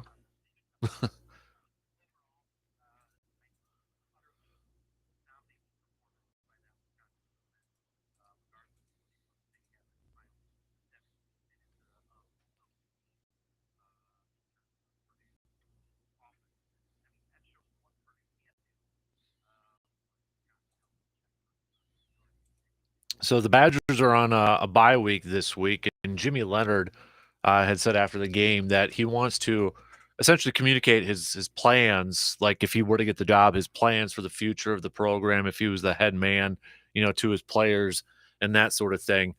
Does Jimmy Leonard have to do anything else, in your opinion, RJ, in these final 4 regular season games to get that job, to secure that head job?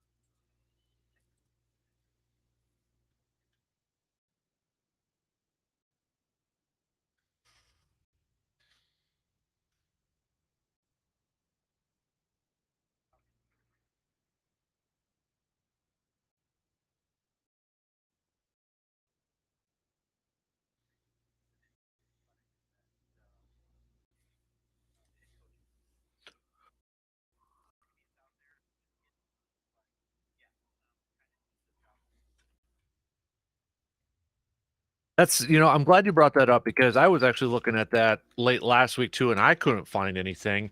And then the question I had was, and I don't know if you'll know this, but like because Jimmy Leonard has interim head coach tag on him, does it still have to be posted? Like I was trying to figure out, when Greg Gard what was named interim head coach, was the basketball job still posted? Do you remember off the top of your head?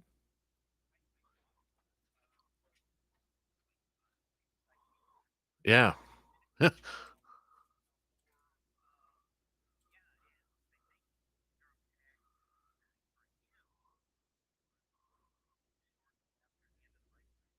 Mhm.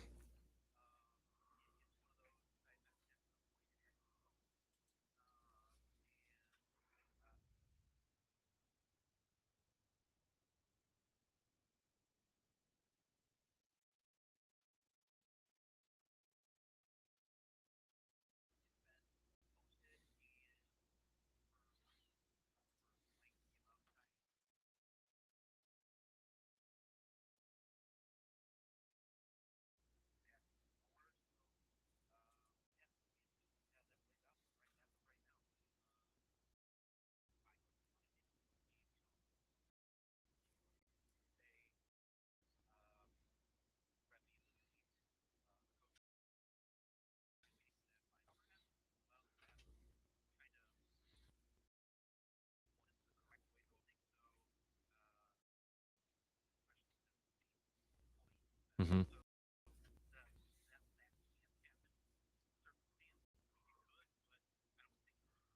I did find an article. I just searched it. So about 6 years ago, they did post the basketball job, but it wasn't until it looked like February. So or maybe have been like later January. So there was just 3 games left in the regular season when they finally posted it.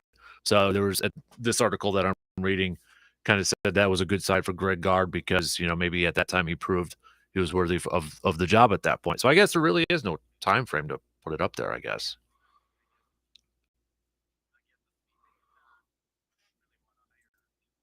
Hmm. Right. Yeah. So interesting. Hey, switching over to hockey here, RJ. Good weekend for the men's hockey team after a slow start to the year, going 0 for 4. But you sweep 2 games against 10th ranked UMD. Now I know there's some questions whether that's hey, does that say more about Badgers or does that say more about where maybe UMD is at this point? But I mean, that's still a big win for Tony Granato, who, as you have said, is probably coaching, for his job, and he's on the hot seat this year.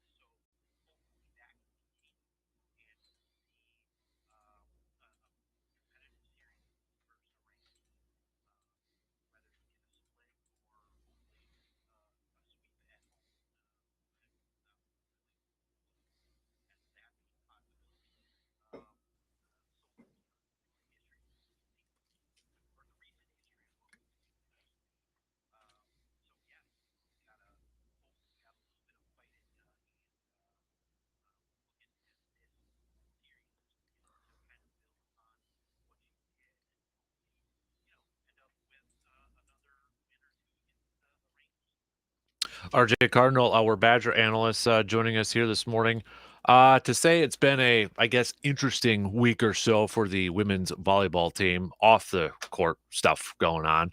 They've got a big match tomorrow, though, against the new #1 team in the country, Nebraska.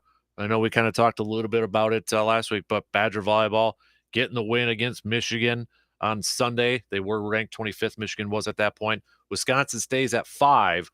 But I mean, not only Nebraska, you got Minnesota coming up on Saturday too, and Minnesota is ranked 9th. So big week for Badger volleyball.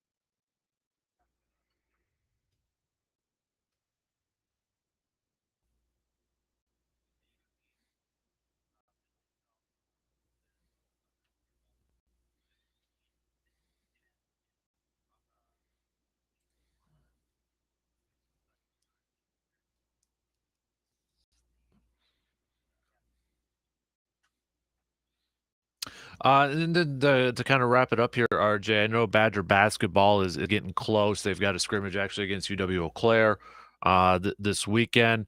Awesome video yesterday. Isaac Lindsay announcing he's getting a scholarship. Kind of forgot a little bit about Isaac Lindsay, even though he's a Wisconsin kid, but he originally went to UNLV. Then he came back to Wisconsin there.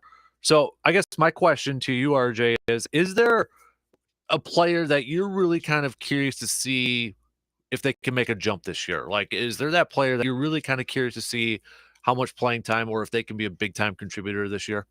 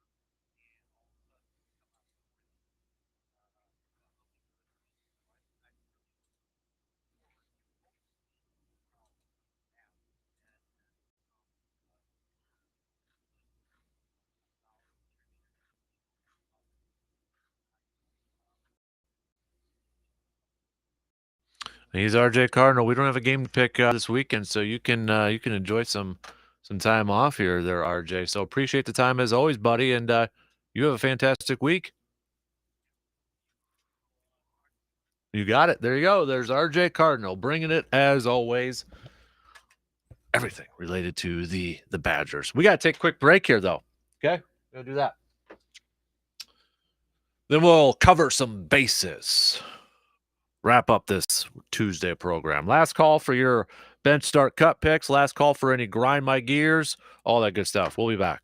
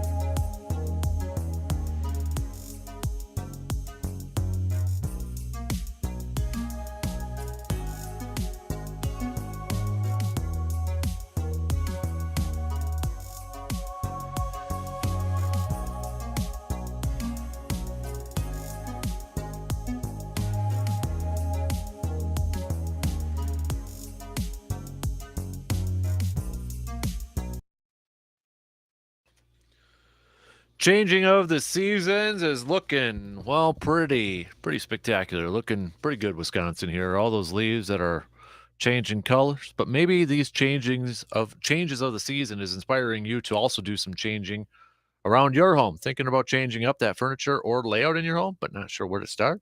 Well, here's a two-step process to help you out. One, shop at the Chippewa Valley Habitat for Humanity Restore to find some new treasures to add to your home. Two, donate what you currently have and are replacing to the Chippewa Valley Habitat for Humanity Restore. That's simple. And when you shop at the Restore, you never know what kind of treasures or items you may find there. And to top it all off, your purchase and donations go to help fund home builds for families in need in the Chippewa Valley. Win-win situation. So if you are inspired to do a little changing, change it up with the Chippewa Valley Habitat for Humanity Restore. A couple other notes here. We're coming up on let me get my calendar up here. 27th, October 27th, Careers and Beers at the Brewing Project from 4 p.m. to 6 p.m. Back for round 4. It is a job fair and a happy hour brought to you by Midwest Family Eau Claire. Sick of these stuffy, uncomfortable job fairs? Careers and Beers is the answer, featuring local employers in a casual atmosphere. It's free to attend, and you'll even get a free brew on the house, plus live music from local favorite Brian Bethke. Again, that's coming up on the 27th, Thursday. A little Thirsty Thursday action there, too. If you've missed portions of the program this morning, reminder, the Man Cave podcast. We've got new episodes up daily with instant replay segments of this program. Also, some new content as well. So don't forget to subscribe for free to the Man Cave podcast on your favorite podcasting platforms like Apple Podcasts or Spotify, Google, Stitcher, or even at sportstalk1051.com. Quick text, Scott and Eau Claire here. Are we sure RJ and Brandon aren't the same dude? They sound exactly the same on the phone. Have you ever seen them in the same room together? I think a side-by-side audio analysis might be in order. Well, I've seen them before, but not side-by-side in the same room together. So maybe you're onto something a little bit there, Scott. So, all right. Covering the bases here. So we talked a little bit about, we did a little unsolved mysteries in the first hour, right? With this Packers offense, and where's the blueprint? We thought we had the blueprint. When you look back at like last year and that like Cardinals game where they didn't have any wide receivers, yet they were still able to move the ball and that sort of thing and still win, but haven't seen that this year. So we play a little unsolved mysteries. We threw out some scenarios or some potential hypotheses out there. But yeah, we'll see what happens this weekend, Sunday night against Buffalo. We threw out the Jay Crowder, Grayson Allen trade scenario. I would say it's still about 50-50. It's about 50-50 whether you'd rather have Crowder or Grayson Allen, according to the texts that have come through. So we'll keep our ears and eyes open to see if there's any more rumblings or if this trade is actually going to go down. We've talked obviously we talked a lot of Badgers with RJ Cardinal. We got the grind my gears. We did the bench star cut. So we accomplished a lot here this morning. No doubt about it. Some other stuff that we may have missed. Kind of want to hit up here. Talked the Bears getting the victory last night. They're now 3-4 matching Green Bay in terms of the NFC North records there. Tied up with Green Bay in second. Green Bay holds the head-to-head tiebreaker there. The Colts are benching Matt Ryan, which I think kind of surprised some people, but Sam Ehlinger is now the starting quarterback. Now with due to injury, now he did sustain a grade 2 shoulder separation against the Titans. But Frank Reich, the head coach of the Colts, said that the move is intended to be for the remainder of the season. So is this the end of Matt Ryan's career? Is this the end of Matt Ryan's career? Being benched? I don't know. We'll see. But it sure seems like we're not going to see him starting another football game, at least this year, for the Colts. that Colts situation at quarterback, now I've seen somebody, remember the whole Browns thing where they had like all the different names attached to the back of a Browns jersey? Seen somebody now doing that with a Peyton Manning Colts jersey and all the quarterbacks after Peyton Manning on there. It's like now there's like, okay, who's going to be the veteran quarterback that's going to be the Colts quarterback next year? Yeah, it's going to be Jimmy G. It's going to be somebody else. Aaron Rodgers. Who the heck knows? But yeah, Matt Ryan to the bench. What sounds like for the last year. As I mentioned a little bit earlier, Jim Nantz is going to call his final four this year. Will stay on for football and the Masters on CBS. But final four, we're going to see somebody else. And it's going to be Ian Eagle that will be replacing him.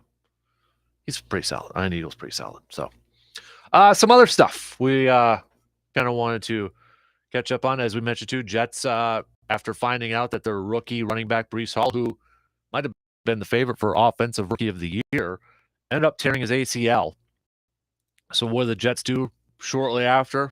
Well, they make a move to acquire James Robinson from the Jacksonville Jaguars. Jets sent a conditional 6th-round pick to the Jaguars, which becomes a 5th-rounder if Robinson rushes for 600 yards this season.